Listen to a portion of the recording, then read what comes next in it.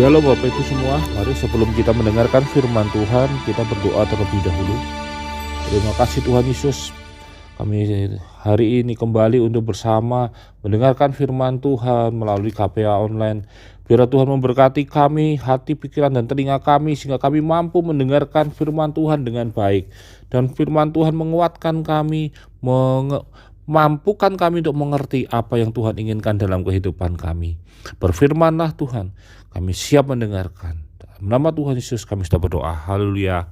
Amin.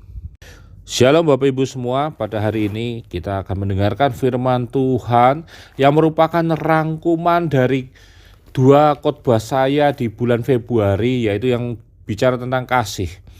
Saya tertarik untuk merangkum supaya Bapak Ibu mengerti dan semakin mengerti apa yang menjadi tema khotbah saya dan apa yang menjadi keinginan Tuhan untuk kita mengerti dalam kasih itu. Hari ini judulnya adalah apakah ada kasih yang sempurna dalam hidup kita. Dalam 1 Yohanes 4 ayat 16 berkata demikian. Kita telah mengenal dan telah percaya akan kasih Allah kepada kita. Allah adalah kasih, dan barang siapa tetap berada dalam kasih, ia tetap berada di dalam Allah dan Allah di dalam dia. Bapak Ibu semua, dalam 2 kali khotbah saya, khususnya di Mojosongo tentang kasih. Yang pertama bicara tentang kasih yang sempurna. Lalu yang kedua bicara tentang kasih sebagai pembeda. Kasih adalah pembeda kita sebagai seorang Kristen. Tentunya ada 3 hal besar yang sebenarnya Tuhan ingin kita mengerti. Bahwa kasih itu sesuatu yang penting dan yang paling penting dan menjadi dasar dalam kehidupan. Dalam 1 Yohanes 4 tadi ayat 16 berkata Allah adalah kasih. Barang siapa tetap berada di dalam kasih, ia tetap berada di dalam Allah dan Allah di dalam dia. Bapak Ibu semua, hal yang pertama yang Tuhan inginkan kita tahu bahwa sifat dasar Allah adalah kasih. Sifat dasar Allah ini dimiliki oleh kita. Ketika Tuhan menciptakan kita, Dia tidak hanya memberikan akal budi. Dia memberikan satu, yaitu sifat-sifat Allah di dalam kehidupan kita. Karena itu disebut bahwa manusia serupa dan segambar dengan Allah. Di sana ada sifat-sifat Allah. Seperti apa? Allah adalah kasih. Sifat Allah adalah kasih. Dan itu melekat dalam kehidupan kita. Karena itu Bapak Ibu, banyak cerita tentang orang Samaria yang baik hati. Ketika Yesus bicara tentang orang Samaria yang baik hati, Yesus bukan bicara tentang orang yang mengenal Allah. Orang Samaria itu tidak mengenal Allah. Tapi mengapa dia bisa membuktikan kasihnya? Dia bisa mengeluarkan kasihnya. Karena manusia pada dasarnya memiliki sifat dasar kasih itu. Nah, apa yang membuat manusia itu berbeda? Membuat manusia itu menjadi seorang manusia yang kejam, melebihi, orang bilang melebihi iblis, melebihi binatang. Karena dosa dalam kehidupan kita. Dosa menyingkirkan, dosa menyamarkan kasih itu. Dia memanipulasi hidup kita agar kita lebih menuruti hawa nafsu, bukan memiliki atau menonjolkan kasih itu dalam kehidupan kita. Kita tidak mampu mengendalikan diri dan tidak mampu untuk tetap berpikir jernih, sehingga kemudian kita memberikan hidup kita, menjatuhkan hidup kita kepada hawa nafsu. Karena itu penting bagi kita, yang pertama kita harus ketahui, kasih itu adalah sifat dasar manusia. Karena itu sifat dasar manusia yang Tuhan berikan sebagai sifat Allah. Maka hari ini jangan biarkan dan jangan berikan hidupmu pada hawa nafsu. Biarlah kasih itu melekat dalam kehidupan kita. Kasih itu kemudian menjadi satu hal yang penting, dasar dalam kita bergerak. Dasar dalam kita saling mencintai sesama manusia. Hal yang kedua yang kita harus tahu bahwa kasih itu adalah dasar dari kekristenan. Inti dari kekristenan. Matius 22 37 sampai 40 bicara tentang hukum yang terutama. Pertama adalah kata kasihilah Tuhan Allahmu. Yang kedua yang sama dengan itu, kasihilah sesamamu manusia. Dan yang menarik adalah di ayat 40 Yesus berkata gini, di sanalah tergantung seluruh hukum Taurat dan kitab para nabi. Kita tahu bahwa hukum Taurat adalah hukum dalam kehidupan kita sebagai seorang Kristen atau dalam orang Yahudi pada saat itu. Hukum Taurat adalah hukum yang paling tinggi hukumnya. Mereka tidak boleh menyembah Allah lain, tidak boleh membuat patung. Itu yang kemudian mereka pegang luar biasa. Nah, di satu pihak yang Tuhan inginkan sebenarnya bukan menjalankan hukum Taurat dengan ketakutan atau dengan tujuan bahwa nanti supaya saya bisa masuk surga. Bukan seperti itu. Firman Tuhan berkata, di sanalah tergantung seluruh hukum Taurat dan kitab para nabi. Hukum yang kita katakan tadi, kasihilah Tuhan Allahmu dan kasihilah sesamamu, disitulah sebagai dasar atau alasan utama dari kita dalam menjalankannya. Tergantung di seluruh hukum Taurat, tergantung itu bicara tentang dasar dalam kita menjalankan hukum Taurat. Atau yang sekarang ketika hukum Taurat itu telah digenapi, kita sedang bicara tentang apa? Ketaatan pada firman Tuhan. Apa yang menjadi dasar kita untuk taat kepada firman Tuhan? Karena kita mengasihi Allah. Kenapa kita mengasihi Allah? 1 Yohanes 4 ayat 19 berkata, kita mengasihi karena Allah lebih dahulu mengasihi kita. Yohanes 3 ayat 16 berkata, karena begitu besar kasih Allah akan dunia ini, sehingga ia mengaruniakan anaknya yang tunggal, sehingga kita beroleh keselamatan itu.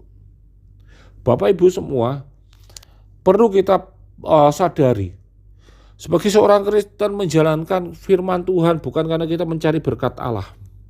Kita menjalankan firman Tuhan bukan karena kita sedang mengejar surga.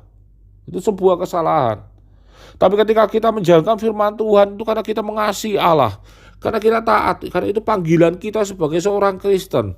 Kita dipanggil Allah, semua manusia apapun jenisnya, dimanapun berada. Semua adalah orang-orang yang dipanggil oleh Allah. Namun sedikit yang menjawab dan terpilih. Dan hari ini kita beruntung. Kita adalah orang yang menjawab panggilan Allah itu.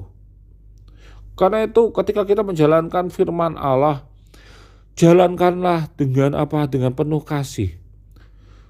Dengan penuh kasih, saya mengasihi Allah, karena itu saya tidak mau ada Allah lain di dalam hidup saya. Saya mengasihi Allah, karena itu saya tidak mau tidak hadir dalam ibadah minggu, ibadah setiap wadah. Saya maunya tetap hadir. Saya tidak mau tergantikan waktu saya bersama dengan Allah.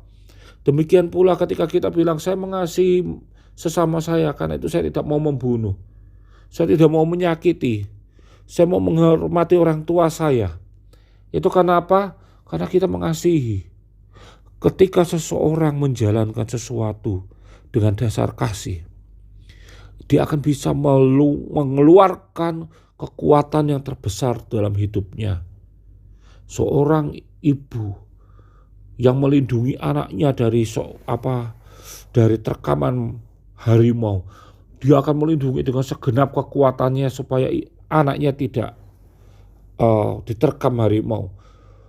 Kemudian yang terjadi adalah apa? Dia bisa mengeluarkan kekuatan yang luar biasa.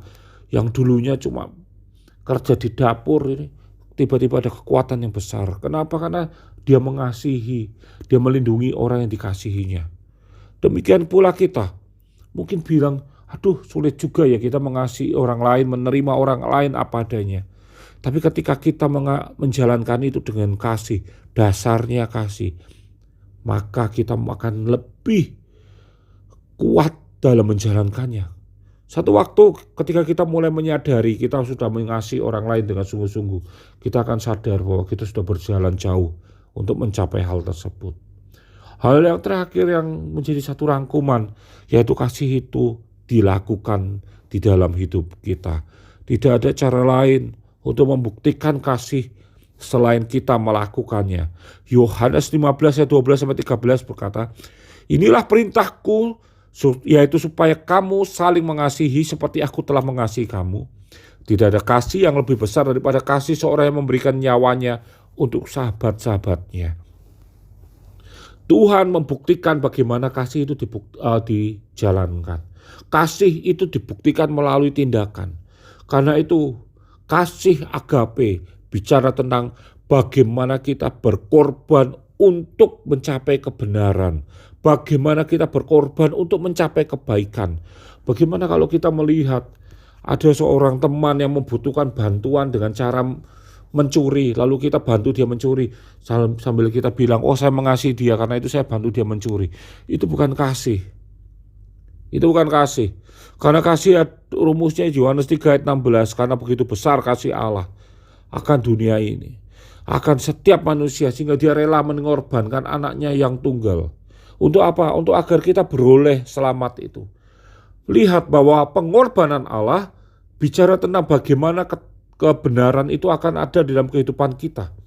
Kita dibenarkan di sana. Karena apa? Karena pengorbanan Allah. Demikian pula kita. Ketika kita mengasihi orang lain, kita mengasihi karena kita tahu kita harus menuntun orang itu dalam ketaatan, dalam kebenaran firman Allah. Mungkin kasih kita itu dalam bentuk kesabaran, ketabahan. Mungkin kasih kita itu dalam bentuk mendidik anak kita. Mungkin kita harus tega untuk mendidik anak kita dengan keras karena dia sudah berperilaku lebih di luar dari kewajaran. Mungkin kita harus mendisiplinkan dengan kuat, dengan keras. Tapi karena kita menjalankan itu, maka kita akan mampu melampauinya. Mungkin kita akan berkorban perasaan melihat anak kita merengek, menangis. Tapi kemudian kita tahu bahwa ada kebenaran yang harus kita sampaikan dalam tindakan kita.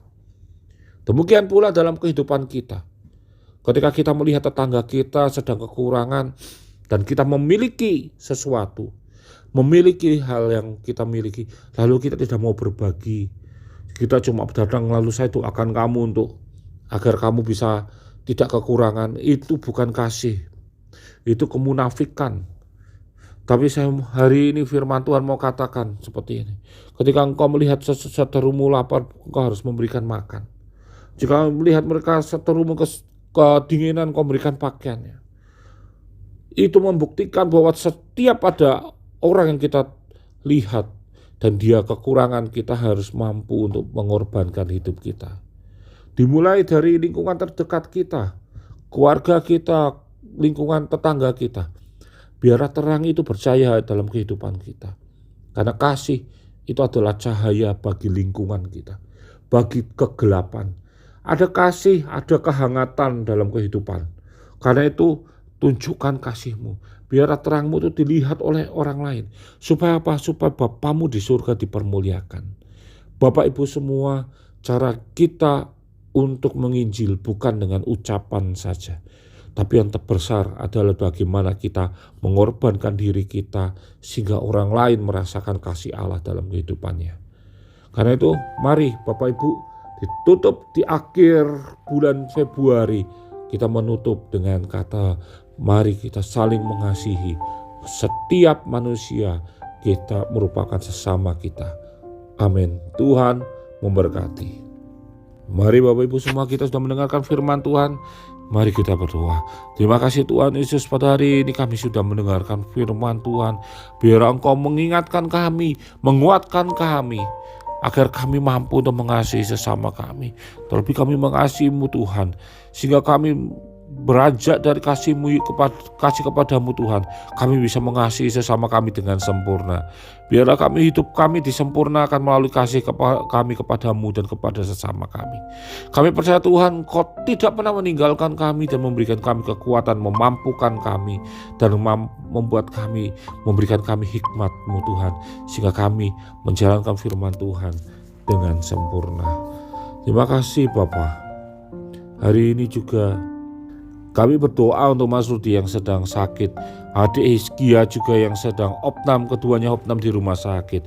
Kami serahkan semua ke kondisi yang mereka sedang alami Tuhan. Biar Engkau memulihkan, menjamah, mengusir setiap penyakit yang ada di dalam nama Yesus. Biar kesembuhan Allah menjadi bagian dalam kehidupan mereka. Dan pemulihan mulai mereka rasakan dan sempurna.